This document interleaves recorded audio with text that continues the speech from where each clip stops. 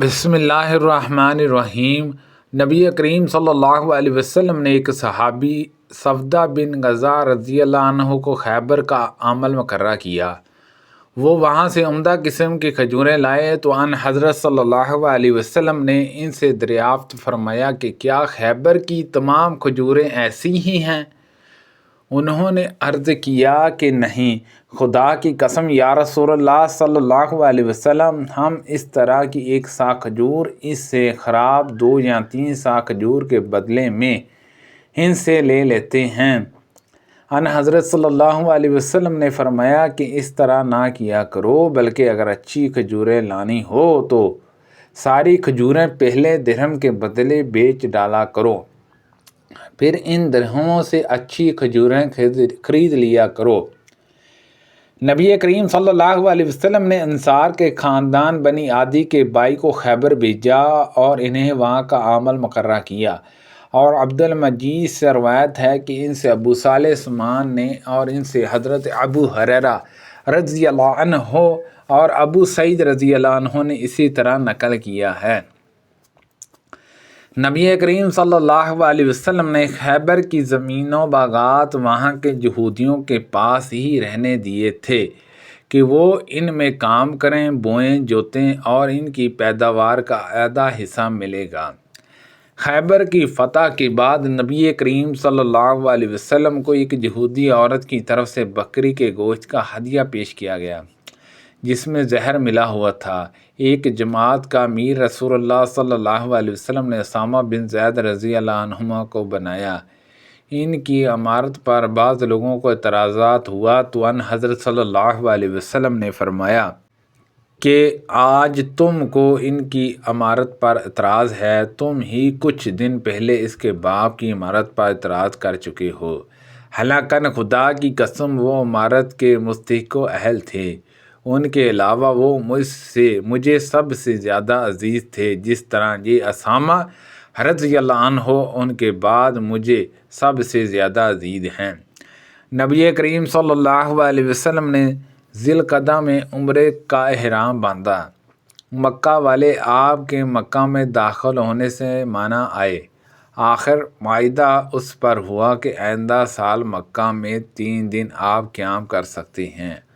معاہدہ جو لکھا جانے لگا وہ معاہدہ ہے جو محمد صلی اللہ علیہ وسلم نے کیا۔ کفار قریش کہنے لگے کہ ہم یہ تسلیم نہیں کرتے، اگر ہم آپ کو اللہ کا رسول مانتے تو روکتے ہی کیوں؟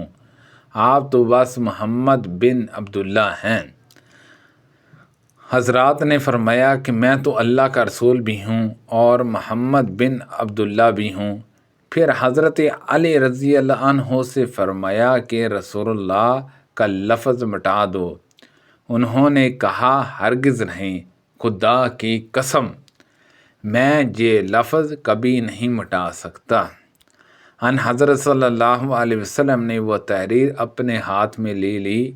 آپ لکھنا نہیں جانتے تھے، لیکن آپ نے اس کے لفظ اس طرح کر دیے، یہ وہ معاہدہ ہے جو محمد بن عبداللہ نے کیا کہ وہ ہتھیار لے کر مکہ میں نہیں آئیں گے، البتہ ایسی تلوار جو نیام میں ہو ساتھ لا سکتے ہیں، اور یہ اگر مکہ والوں میں سے کوئی ان کے ساتھ جانا چاہے گا تو وہ اسے اپنے ساتھ نہیں لے جائیں گے، لیکن اگر ان کے ساتھیوں میں سے کوئی مکہ میں رہنا چاہے گا تو وہ اسے نہ روکیں گے۔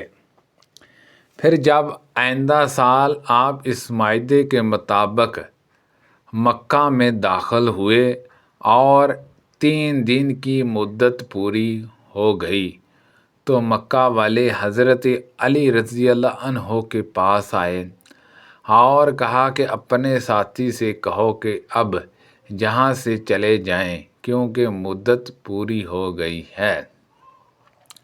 جب ان حضرت صلی اللہ علیہ وسلم مکہ سے نکلے تو آپ کے پیچھے حضرت حمزہ رضی اللہ عنہ کی بیٹی چاچا چاچا چاچا کہتی ہوئی آئی۔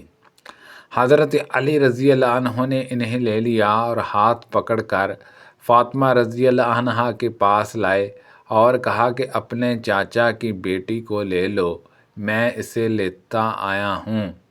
علی، زید، جعفر رضی اللہ عنہما کا اختلاف ہوا۔ علی رضی اللہ عنہ نے کہا کہ میں اسے اپنے ساتھ لایا ہوں اور یہ میرے چاچا کی لڑکی ہے۔ حضرت جعفر رضی اللہ عنہ نے کہا کہ یہ میرے چاچا کی لڑکی ہے، اس کی خالہ میرے نکاح میں ہے۔ حضرت زید رضی اللہ عنہ نے کہا یہ میرے بھائی کی لڑکی ہے، لیکن ان حضرت صلی اللہ علیہ وسلم نے ان کی خالہ کے حق میں فیصلہ فرمایا جو جعفر رضی اللہ عنہ کے نکاح میں تھی، اور فرمایا خالہ ماں کے درجے میں ہوتی ہے۔ اور علی رضی اللہ عنہ سے فرمایا کہ تم مجھ سے ہو اور میں تم سے ہوں۔ جعفر رضی اللہ عنہ سے فرمایا کہ تم صورت و شکل اور عادت و اخلاق دونوں میں مجھ سے مشابہ ہو۔ اور زید رضی اللہ عنہ سے فرمایا کہ تم ہمارے بھائی اور ہمارے مولا ہو۔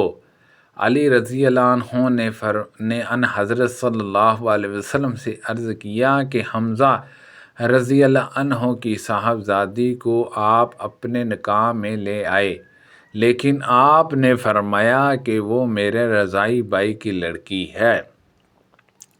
رسول اللہ صلی اللہ علیہ وسلم عمرے کے ارادے سے نکلے، لیکن کفار قریش نے بیت اللہ پہنچنے سے آپ کو روکا۔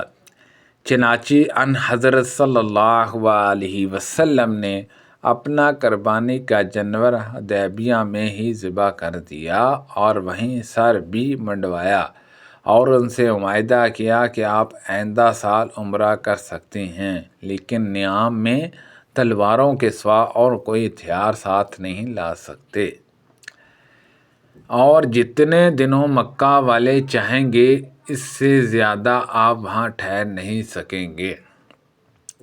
اس لیے ان حضرت صلی اللہ علیہ وسلم نے آئندہ سال عمرہ کیا اور معاہدے کے مطابق مکہ میں داخل ہوئے۔